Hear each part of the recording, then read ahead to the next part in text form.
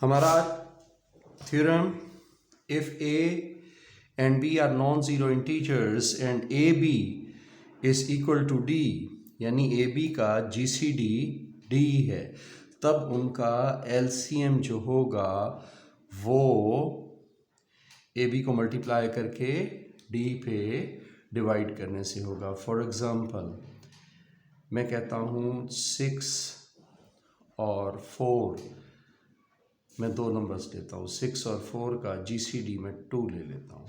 ठीक है जी, greatest common divisor. अब ये D हो गया ना, ये A हो गया, ये B हो गया।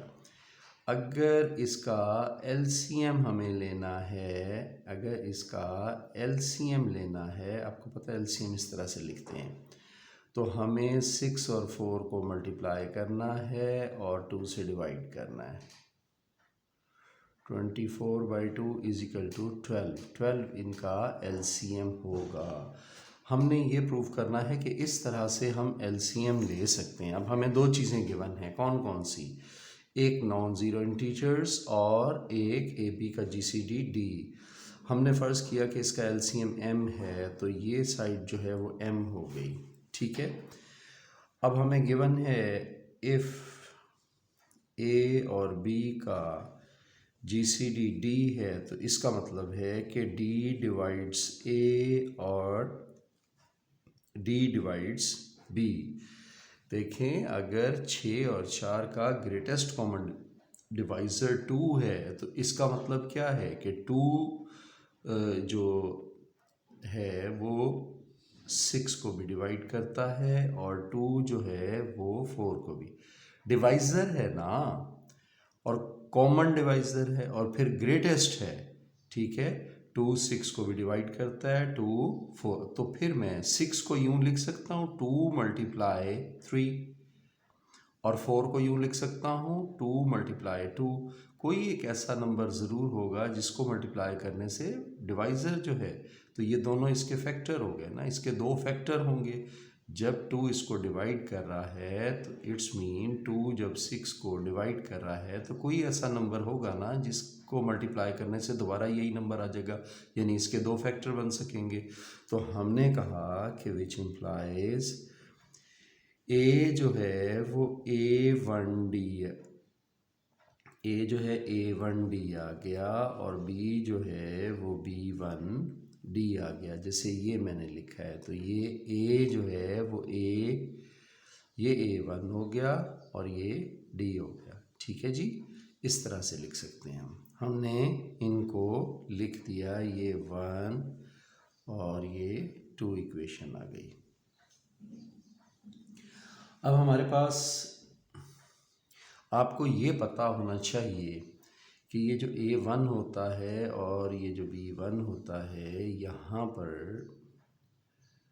ये 3 और 2 जैसे आया है, ये A1 लिया है हमने और ये B1 लिया है, ये 3 और 2 आए हैं, ये हमेशा रिलेटिव प्राइम होते हैं। रिलेटिव प्राइम मीन इनका ग्रेटेस्ट कॉमन डिवाइज़र 1 से बड़ा नहीं होता। Therefore A1 and B1 जो हैं वो क्या हैं, वो रिलेटिव प्राइम हैं। अब हम उसकी कंडीशंस ऑफ LCM पूरी करते हैं जी। हमने क्या करनी है, कंडीशंस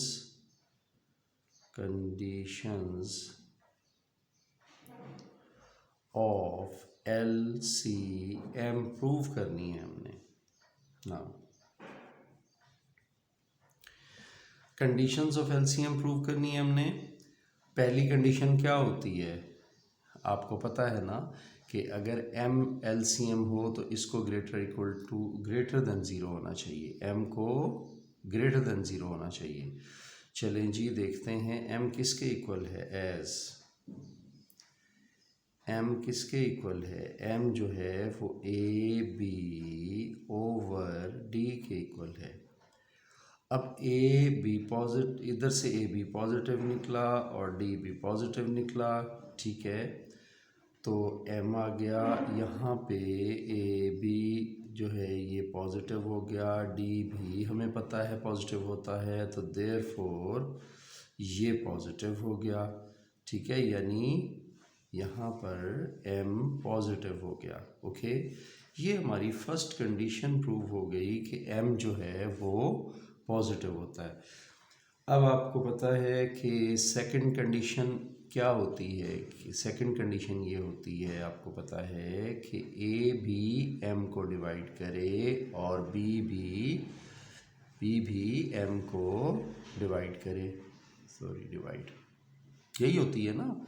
अब जैसे हमने यहाँ देखा कि इनका 12 निकला, तो ये देखें 6 भी 12 को डिवाइड कर रहा है, एलसीएम 12 निकला ना, 6 और 4 का 12, और 4 भी 12 को डिवाइड कर रहा है। तो अब सेकंड कंडीशन हम देखते हैं कि यहाँ पर हमारे पास m है a b इंटू डी, ठीक है। हम a और b की वैल्यू पुट करते हैं। यहाँ पे a की वैल्यू है a1d और b की वैल्यू है b1, चलें b की अभी नहीं लिखते, ओवर d, तो d इससे कैंसिल हो गया, तो हमारे पास m आ गया a1b। अब एक बात देखिए, एक नंबर 10 है, 2 × 5 में लिखा गया, तो ये दोनों इसके फैक्टर हो गए, ये दोनों इसको डिवाइड करेंगे पूरा, तो इसका मतलब क्या हुआ कि which implies b divides m आ गया। ये हमारी एक बात प्रूव हो गई, b डिवाइड्स m आ गया, ये हमारी एक बात प्रूव हो गई, ठीक है। क्या हमने यही प्रूव करना है ना कि b डिवाइड्स m और a डिवाइड्स m, हमने ये प्रूव करना है। तो अब देखिए, अब दोबारा इसी एक्सप्रेशन को ले लीजिए, m is equal to, consider m is equal to ab over d।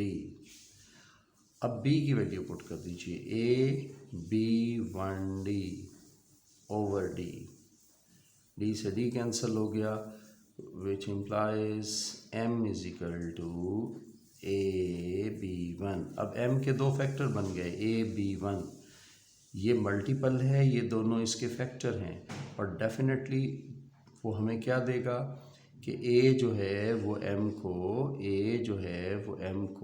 Divide करेगा। जैसे ये हमारी सेकंड कंडीशन पूरी हो गई। कौन सी सेकंड कंडीशन पूरी हो गई कि a भी m को डिवाइड करता है और b भी m को डिवाइड करता है। ये हमारी सेकंड कंडीशन पूरी हो गई। ये सेकंड कंडीशन पूरी हो गई, कौन सी, कि a भी m को डिवाइड करता है और b भी m को डिवाइड करता है। यही सेकंड कंडीशन है ना। सॉरी, अब हमें थर्ड कंडीशन प्रूव करनी है। वो कौन सी होती है, आपको पता है कि इफ़, थर्ड कंडीशन कौन सी होती है, थर्ड कंडीशन हमें प्रूव करनी है एलसीएम की। वो होती है कि if a divides c and b divides c, then हमें प्रूव क्या करना होता है, देन वी प्रूव हमें प्रूव क्या करना है कि m डिवाइड्स c, ठीक है। जहन में लाएं कि अगर मैंने 4 और 6 लिया था, 4 और 6 का एलसीएम था 12, ठीक है। हमने ये कहा कि एक ऐसा मल्टीपल होना चाहिए, 24 ले लेते हैं, जिसको 4 भी डिवाइड करे, जिसको 6 भी डिवाइड करे, ठीक है। तो उसको ये 12 भी डिवाइड करेगा, 24 को ये 12 भी डिवाइड करेगा। अब ये a है, ये b है, ठीक है, पता है ना। ये a है, सॉरी ये c है। अब हम इसको 24 को c ले लेते हैं, ये भी c ले लिया हमने। अब a जो है वो c को डिवाइड कर रहा है, b भी c को डिवाइड कर रहा है, तो सी जो है वो एम जो है वो सी को डिवाइड करेगा। दोबारा इसको ज़रा अच्छी तरह देख लें, ज़रा वाज़े करके कि ए अगर यहाँ 4 12 को कर रहा है और 6 भी 12 को कर रहा है, तो इससे मुराद क्या है कि ए एम को डिवाइड कर रहा है और बी भी एम को डिवाइड कर रही है, एलसीएम है ना। तो यहाँ पे हम सी एक ले लेते हैं, वो 24 ले लेते हैं, तो हम ये कहते हैं कि फिर ए भी ये जो 4 है वो भी इस 24 को डिवाइड करेगा और 6 भी 24 को डिवाइड करेगा, यानी ए जो है वो भी सी को डिवाइड करेगा और बी भी सी को डिवाइड करेगा। तब ये जो m है यानी 12 जो है वो भी 24 को डिवाइड करेगा। ये हम अगर साबित कर दें तो तीसरी कंडीशन पूरी हो जाती है। क्लियर? चलें जी, यहाँ पर हम लोग क्या लेते हैं आगे। अगर हम यहाँ से हमने इसकी थर्ड कंडीशन प्रूव करनी है कि अगर ए सी को डिवाइड करता है और बी सी को डिवाइड कर, यहाँ पे ये डिवाइड करता है, तो हमारे पास हमने प्रूव करना है कि एम भी सी को डिवाइड करेगा। ठीक है जी।